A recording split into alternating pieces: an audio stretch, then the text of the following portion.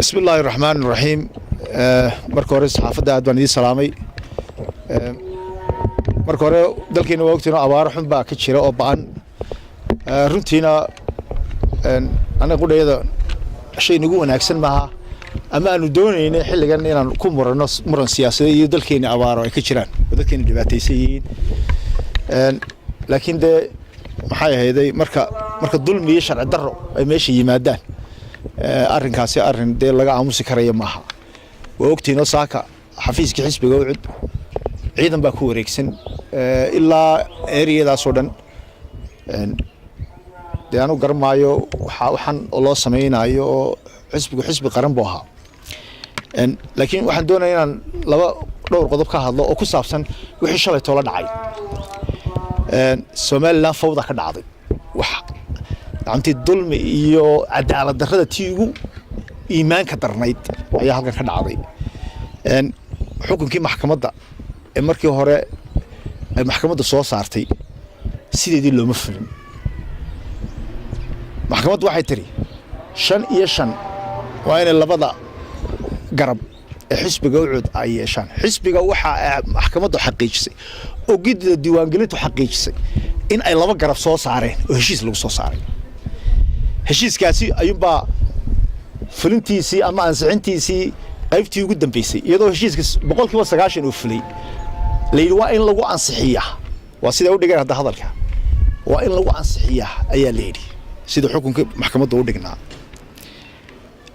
waa in lagu ansixiyaa macnaheedu waxa weeye waa in gacanta loo taagaayo de waa heshiis fulay oo xisbi ku soo baxay ayay ahayd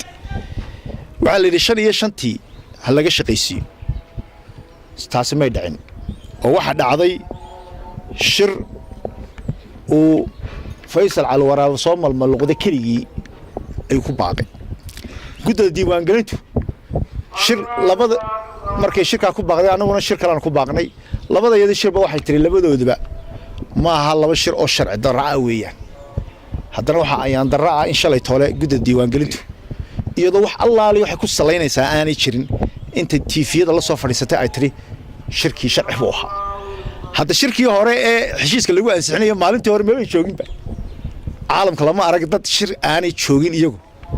oo waliba 24 saacadood ka hor ay yiraahdeen waa sharci darro in haddana ay marka dambe iyagoo aan fadhiinba ay yiraahdaan sharci buu ahaa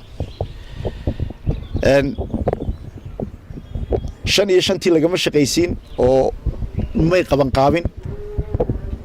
authority-ga siiyay in dhinac kaliya markaa kaliya intuu shir qabsado ay yiraahdaan waa sharci de waxa weeye waa mid cadaalad darro qaawan ah weeyaan waxa ogtihiin 5 iyo 5 maxay ka shaqayn lahaayeen waxay ka shaqayn lahaayeen qabanqaabada shirka oo waxa ugu muhiimsan ay tahay ergooyinka shirka imanaya gacanta taagaya inay yihiin kuwii 2012 joogay iyo in kaleeto la hubiyo waxaan ognahay ergooyinka Faysal Cali Waraab u fadhiyay inaanay ahayn kuwii 2012 ilaahayna waa ogyahay ummadana waa wada arkaysay dad yar oo imika xisbigaba aan hore ugu jirin oo bari dhaweed xataa qaarkood u magacaabay ayuu yiri oo 2012 joogin ayaa yiri gacanta taagay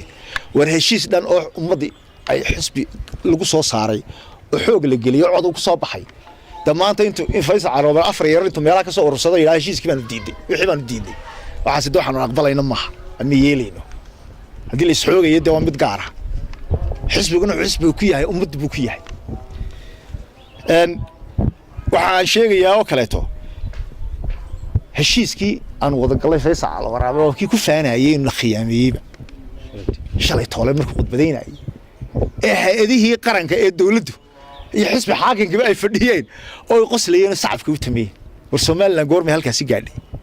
Somaliland goormay gaadhay nin dhan oo kula tartan madaxtooyeen u tagaya iyo kuwii kaleeto iyo dawladdii khiyaamo TV-ga kaga hadlayo waxbaan khiyaamayn Faysal waa kii waqti adag baan ku jirno anagu baqtigu noo xalaal yahay buu noo yimid isaga ma sheegay inuu baqtigu xalaal ahaa anagu ma waanaan oranba ummaduna way wada ogeed codka lagu soo saaray xisbigana anaga lahayn maanta hadduu dee Faysal leeyahay dawladda ay garabo oo dadka shacabka Somaliland baa noo garaba iyo ilaahay waxa sharci darradan maanta la sameeyna waxay wadanka gaarsiin karaysaa cawaaqib xumo aad iyo aad u xun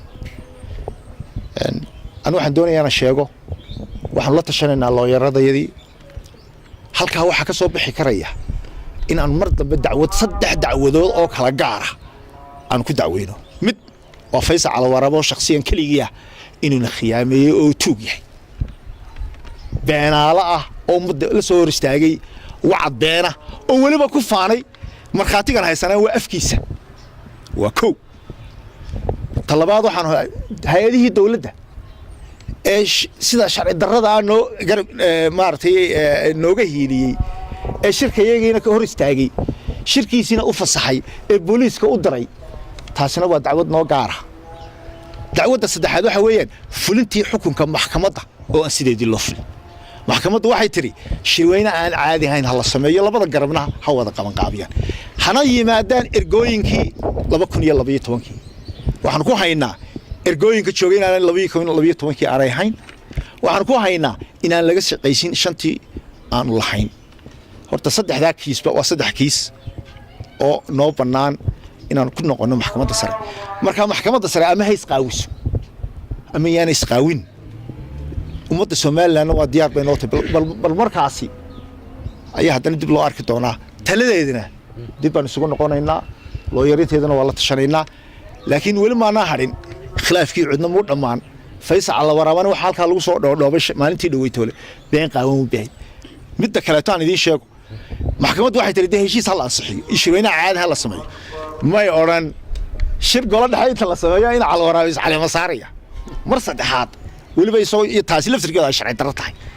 Faysal sharcigu ma ogola xisbiguna ma ogola ka qarankuna ma ogola inuu musharax noqdo